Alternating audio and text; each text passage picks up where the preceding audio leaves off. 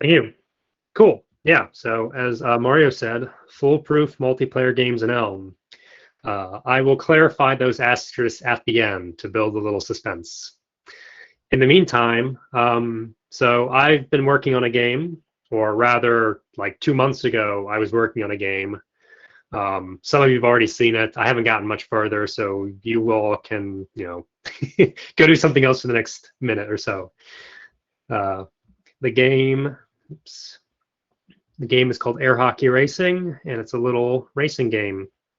So I can like create a match. I have two windows open now, but they're separate players. So create it on this screen and refresh over here. So now I see the game.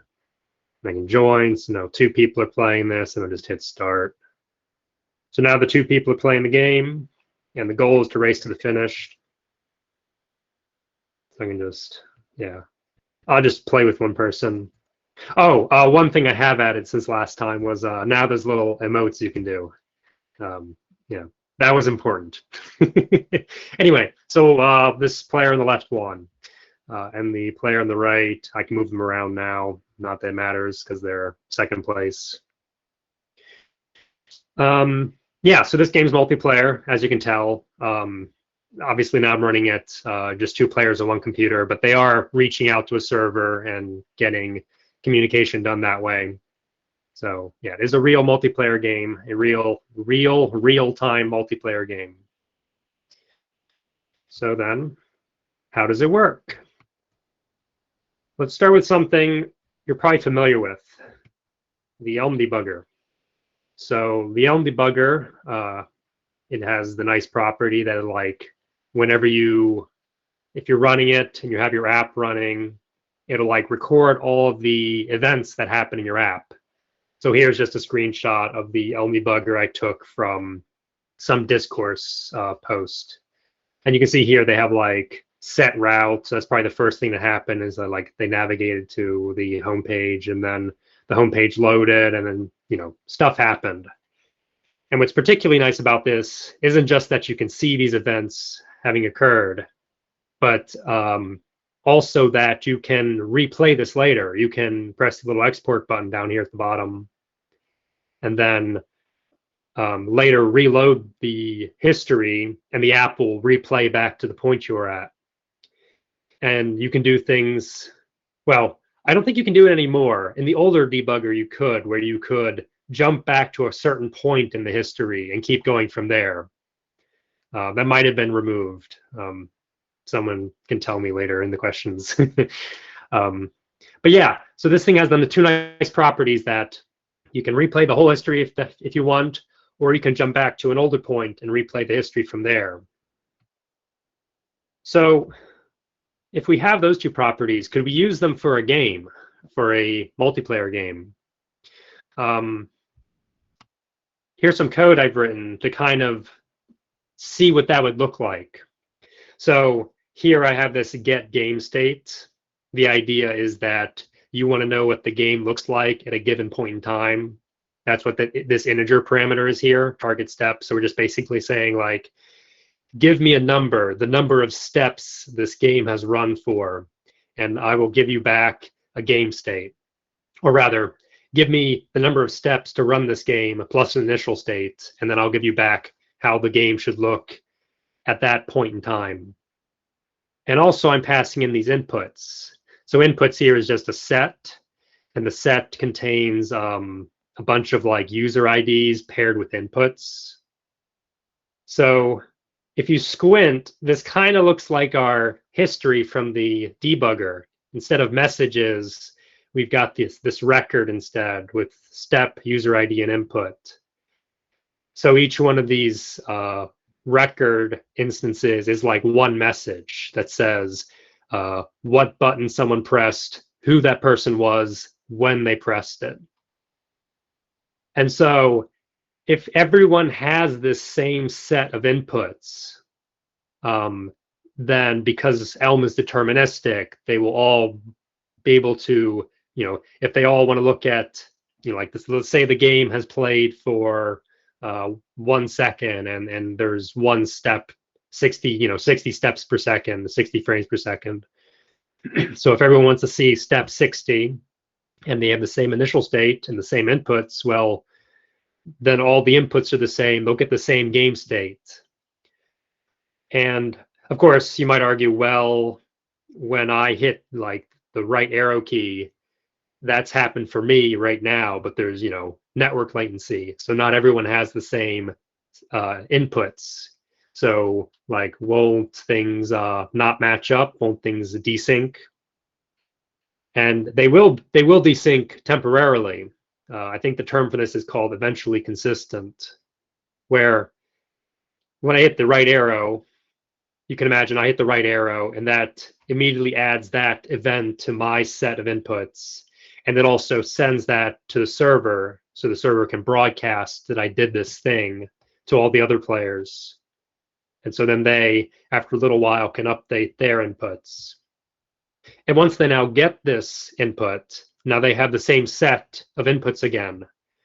The order in which these inputs arrive doesn't matter. This is a set after all, so the order isn't relevant. So it's okay if like one person presses the right arrow key, another person presses the left arrow key, and for me they come in a certain order, but for someone else they come in a different order. Eventually the game state will settle into like something everyone can agree upon. And so what's really cool about this is that from just this alone, you see here down at the bottom, I have this get next step. So this is the actual thing doing the game logic. It's the thing that says how we go from one game state to the next game state, given a set of inputs. And specifically here, what I'm doing is, can you all see my cursor, by the way? I'm just double checking. Can everyone hear? Okay, cool. Yeah, so we have right here, we have get next step. So that's the function down here being called. Basically, what we're doing is just we create a list from 0 to the target step, and then we just fold over it. So we update, we increment our, we evolve the game state for each step. And for each step, we only pass in the inputs that happened exactly on that step. So yeah, get next step runs with all the inputs that happened right then. And then once that new game state's generated, it passes it on to the next fold. And so we can get back any game state at any point in the game. And this also works then for situations where maybe the one person has like a little network hiccup, and so none of their inputs make it through for, let's say, a second. But when they finally do make it through, everyone can insert those into their own set of inputs and just replay everything to get the actual game state when everyone's inputs are accounted for. You don't need to worry with situations where like one person, their inputs. To clarify, this is on TCP. Like I'm just assuming everything's on TCP connection, so that things will eventually reach everyone. It might take a while. They might end up out of order relative to other people's messages, but everyone will eventually get all the inputs. So there isn't a risk of like inputs coming in a weird order or being delayed and showing up late that could cause this to get out of sync. So yeah, the nice thing about this then is that our get next step, it doesn't really matter what I write here. Obviously here I have a debug to do. I guess we could do better than that, right? But like it doesn't matter what game you're writing. This could be anything. The rest of this quote unquote framework is sort of agnostic to what exactly our game is. It will just ensure that eventually everyone sees the same thing. And this isn't like, like there's I guess the trivial way of making a multiplayer game, which is, I think actually the original Doom's multiplayer was implemented this way, where everyone just has to wait. Like, it's like, okay, everyone get to this step in the game, and now we wait until everyone's sent each other their inputs, and nothing can happen until the next step. And this works fine when the network latency is super low, but it doesn't work fine when network latency of 100 milliseconds, because then the game can't step forward faster than 100 milliseconds.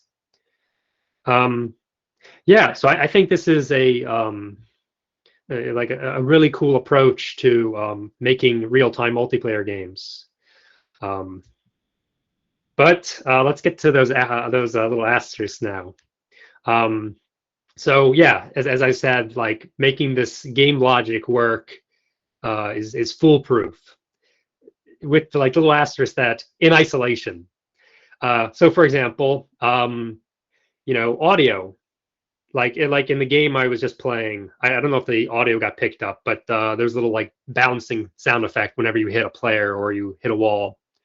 Um, Even if the there's like a, like for example, if I'm driving around and someone else bounces into a wall, and then right while that sound effect's playing, the network or a new input comes in that makes it so, well, actually they bumped into the wall a little bit earlier. Should that sound effect play again, like just promptly cut out and then replay, but in a different point in the audio, make like this, like awful cutting sound in the audio? That's not desirable. So you want to do something a little bit different for audio maybe. And then there's questions like, well, what if someone really disconnects? Like not like there was a network hiccup, and so their messages were just a little late, and so the game just had to, jump, like everyone, their characters suddenly jumped around a little bit once all those messages came in. Like what if they really disconnect and need to reconnect? Well, okay, great. Now, yeah, they need to somehow get back all the inputs, which I guess I should have clarified earlier that while this is great from like just a conceptual perspective, this is highly idealized, because what I'm saying right now is that our game state, like you can imagine in our view function, we're calling get game state with the current time, and then that's giving us a game state, and then we're doing something in our view function to visualize it. But what we're saying here is that like when you're 5 minutes into this game, and if this game's running like 60 steps per second, 5 minutes times 60 seconds times 60 steps per second, that's a lot of work to do on that one view update. So like this is completely impractical from a CPU performance perspective. So you need to be a little bit smarter about it with like, you need to cache things. So like if you've last update you ran to 4 minutes and 59 seconds worth of game update, and now you've reached 5 minutes, you can reuse all the work you previously did. So you don't need to rerun the entire simulation from step 0. But having said that, if someone then leaves the game and rejoins, well, now maybe they do have to replay everything from the beginning. Or what if someone wants to join mid-match and they have no idea what the game's been going on? Like they have to run the whole simulation from scratch. So you need to like figure out some way of doing that. Probably you have to ask one of the existing players, like, hey, can I, like someone copying the homework from the person next to them, can I just have all the simulation work you've done so far, and I'll pick up from there, or something like that. So these sort of details can be tricky. Another one is just right now, I've just kind of assumed that they have the same local time on their computers, so they can have the same target step, and so that they can report the same step when they press to give an input. Like they say at time 5 seconds, I hit the arrow key, and that time at 5 seconds is the same time at 5 seconds for everyone else. That's another thing you got to solve somehow.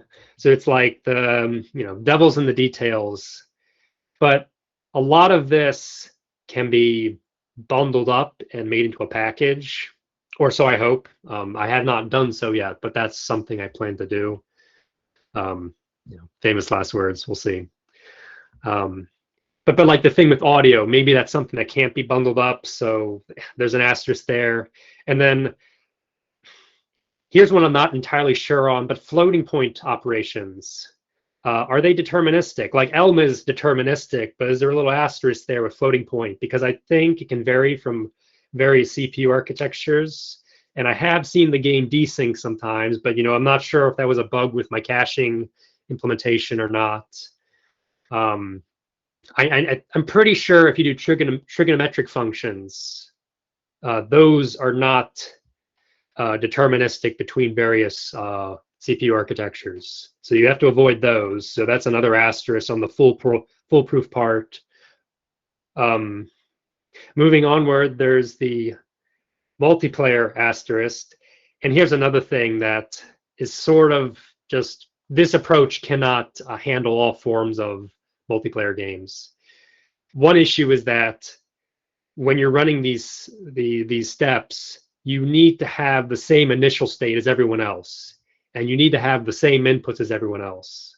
So if you're playing a game where there's some like sense of fog of war, where you don't know what everyone else knows, or you don't know what their inputs are, the client still needs to know that information. So you have a potential way someone could cheat and like secretly modify their client so that they do know what everyone else is doing when they shouldn't.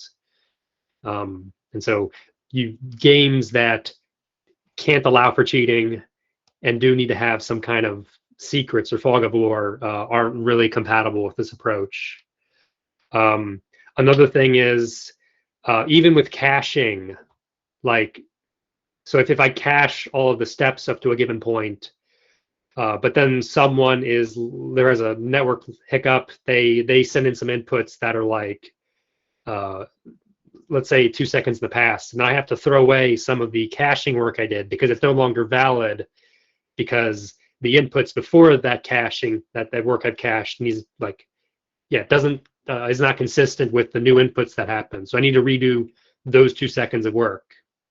So if your game is heavy on CPU processing, if each one of your steps actually takes some significant amount of CPU, then that's going to be a problem. And it can actually become a death spiral where maybe one player, they're like, oh crap, I need to redo 2 seconds of work because this person was late to send me their inputs. But oh crap, it takes me more than 2 seconds to do that. So now I'm not sending my inputs because the game's lagging. And then when they finally catch up, they send a huge blob of inputs, and everyone else is like, oh crap, we can't keep up. And then like everyone's just sending huge chunks of message input or user inputs way late, and the game becomes incredibly laggy. There's ways to work around that. For one thing, you can just have the server, when it sees someone send their inputs, just say like, you sent this message, or you made this input a minute ago. Nah, that's way too late. We're gonna say you sent that a second ago instead. And the end result of that will be everyone else, it works fine. It will look like your input was reasonably timed. But for the person who hit that input, to them it will look like the game isn't responding very well because like, hey, I pressed this button, but nothing's happening until a while later. Or rather, it would look like it happens immediately for them, like it should. But then when the server finally gets back to them and says, no, actually, you did that a second ago, not a minute ago, the game will like suddenly significantly change for them. So at least in that case, it's the person who's lagging will have to deal with it, not everyone else. Okay, last asterisk, the Elm part. I made this Lambdera. Okay, maybe that's maybe that's not worthy of an asterisk, but there's actually another reason I put that asterisk there. Which is this game doesn't actually need a server written in Elm or Lambdera.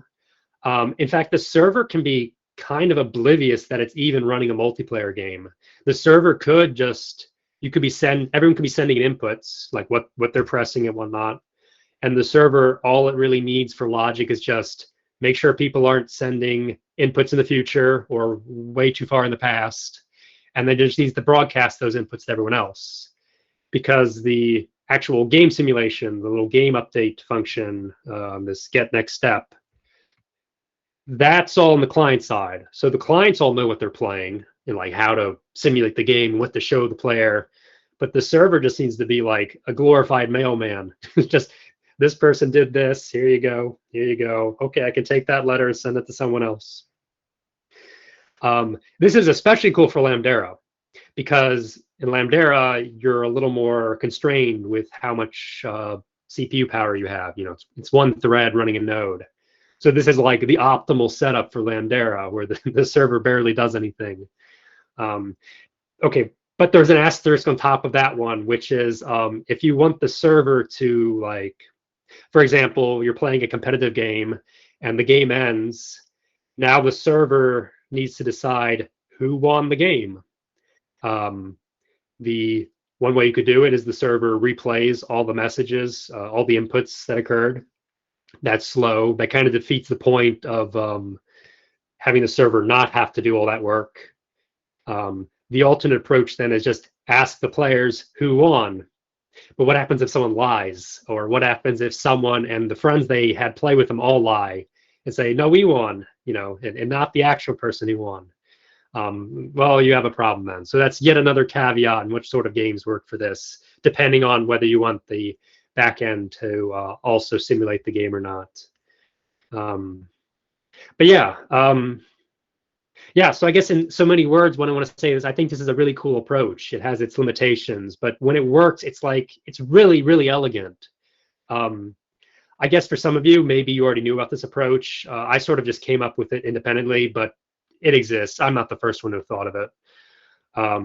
And for all of you who do know about it, this is probably like, I've been saying, like, you draw the circle, now do the rest of the FNL, right? Like, I haven't explained any of the actual implementing cache details and whatnot. But again, the hope is that I can make a package out of it. And then, people won't need to know so much about the details. Yeah, that's all I have to say about it. So I guess on to questions. Well, first of all, I found your project really cool. I want to make sure I get your URL later so I can play a little bit with it. I've pasted the URL in the oh, cool. Yeah, in the chat, so you can. Well, as for myself, I'm also experimenting with Elm. I think everybody here is doing some project in Elm, and I stumbled upon a specific thing in Elm, which is probably relevant for multiplayer or for interaction between many people at the same time, which is reactive extensions. So far, I couldn't find a library or an approach to it. I'm not sure if I'm looking in the wrong places. Do you have an experience with that? I think there is actually currently, at least for me, no way around it. Reactive extensions is like a way of packing a lot of asynchronous code logic into expressions, and which is perfect for events that should happen in a certain time or in a certain sequence. Yeah, how do you see this? Do you also miss this, or do you use this? I guess I'll have to disappoint you because I've never heard of reactive extensions before, or I guess maybe I've heard in passing. I sort of get an idea. Is it it's like similar to functional reactive programming? Yes, RxJS. Okay, I've never used it. I'm not too familiar with it. I think in this case, though, like just assuming you're, if you wanted to do the same implementation I did, then I don't think that's necessary because the server. Well, okay, sorry. Again, this speaks to my ignorance. I just assume now that this is being used on the server for passing around. But if it's using on the client, I have no idea. But for the server side, very little is needed. The server just needs to broadcast what messages people send it. Yeah, so can't be more of help there. Yeah, and as to the game itself, and to the game logic, I think every game is about someone winning, except it is like a cooperative game to build something together. So I think this time aspect is something which is always going to be present in order to know who was the first one to do something, and to define as a referee in the case of the server, or in the case of chosen referees, who is the winner, who came first, who did something first. So I just wanted to just clarify, there is no issue with like a time aspect with like one person doing something for another and other people thinking, no, it happened the other way around. That's not an issue with this approach. It handles that through the means of the actual input order not mattering because it's a set. The actual time of each input is part of the message input. Okay. And so it doesn't matter what order you get them in because it's the data structure they're stored in as a set. So okay, but who sets the date? the client? That's up to the client. The server just verifies that it's a sane-looking date. Okay. Okay, thank you. Mm-hmm. Yeah, hello Martin, thank you for the talk. It's a really nice approach, I think. Still, I do think we need some property on your get next step, because if we have multiple events happening at the same step, the order we compute those events, we follow those events. Okay, yeah, so we cannot have a totally random function for this update. Well, okay, so I should have, that's what happens when you write pseudocode and don't test it. There really should be a sorting function so that it's always the same order for the user IDs. Okay. So they will nener be out of order. Okay. Or rather, they will never be in a different order from each other. Okay, so the same user will keep the last if multiple users press the arrow at the same time. So I could be always the last person, even if I pressed the button at the same time of all the other person.